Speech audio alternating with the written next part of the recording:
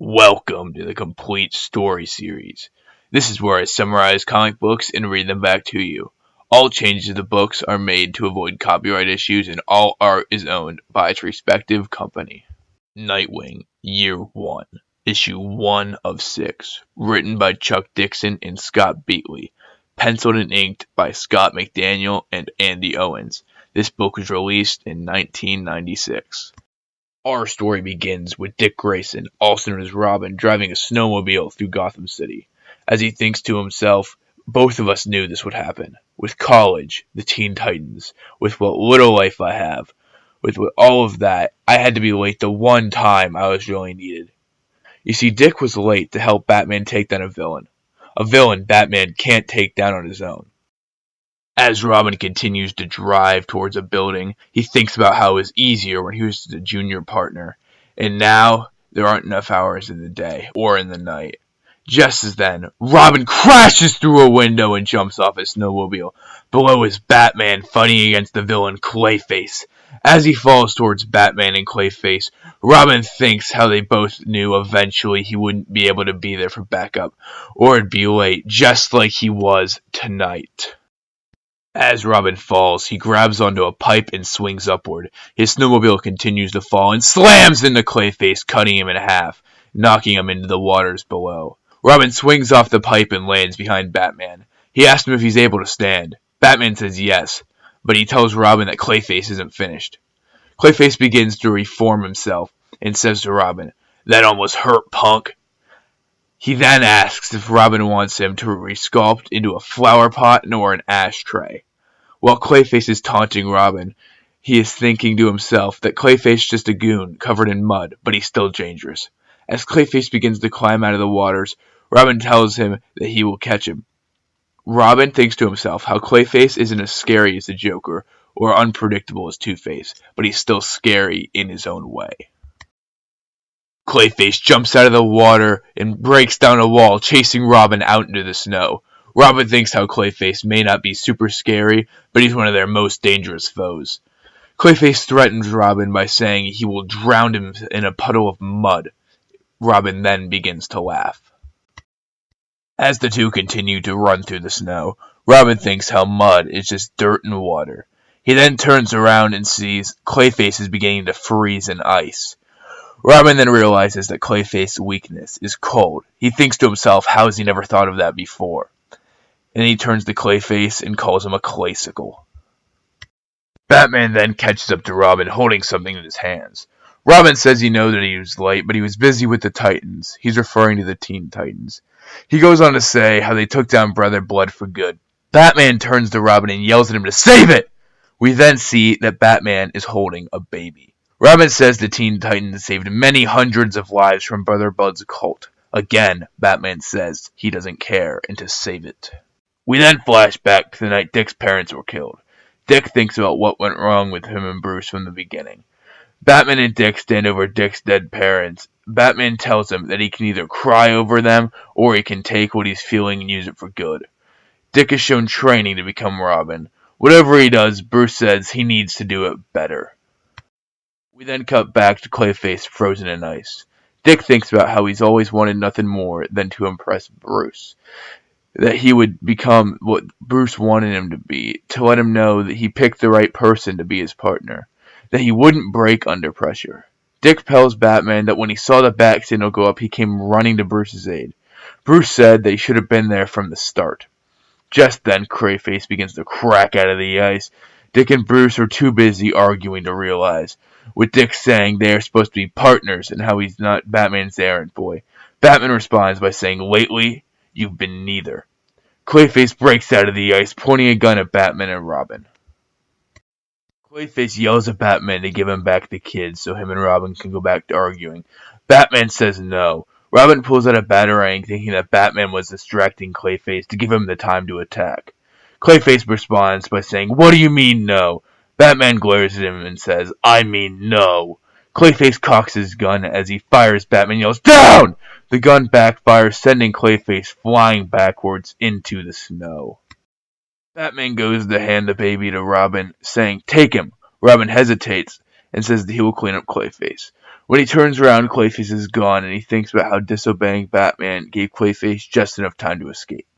Robin runs off into the snow with Batman yelling from him. Robin keeps running from one fight to another. As Robin runs through the snow, he says to himself, how if Clayface is in his clay form, he wouldn't last long, but in his human form, he wasn't sure if he'd last much longer. He swings onto a tree branch, jumping from tree to tree. We then see Clayface digging through the snow, looking for something. Robin then finds a manhole open, asking to himself, why would Clayface go down there? As Robin climbs down the ladder, he says it's warm down there, and then he begins to walk through the sewage water.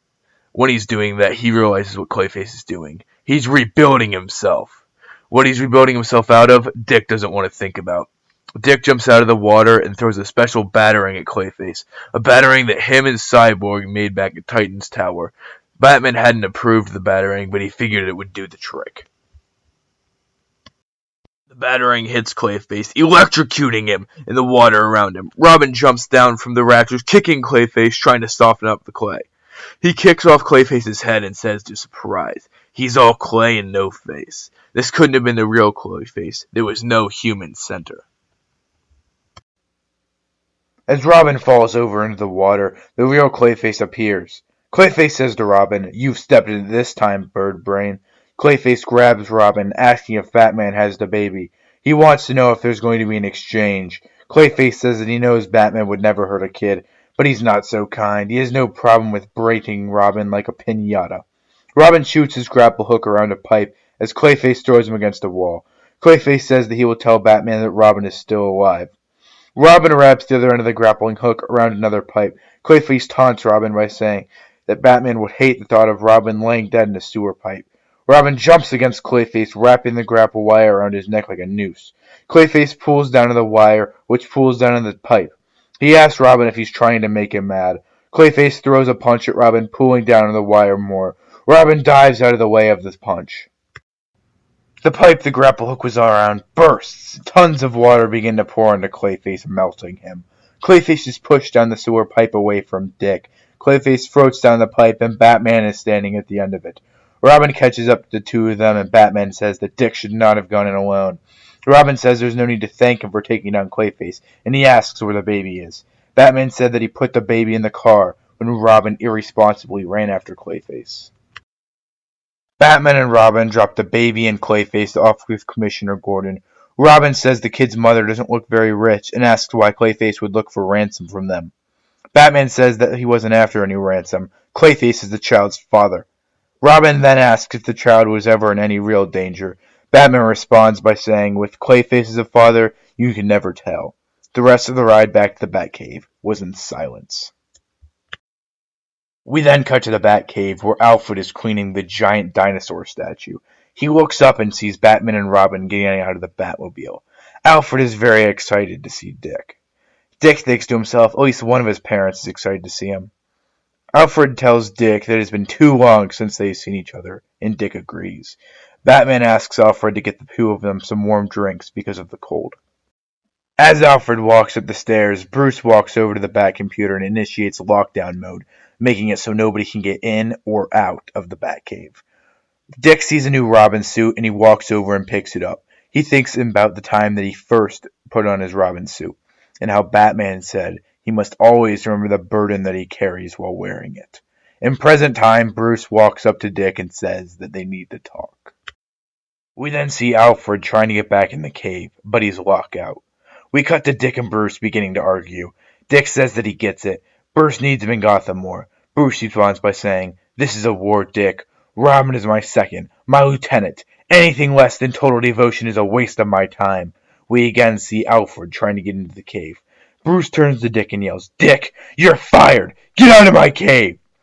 We see Alfred once again peeking his eye through a crack in the wall and in the cave entrance, asking if everything is all right.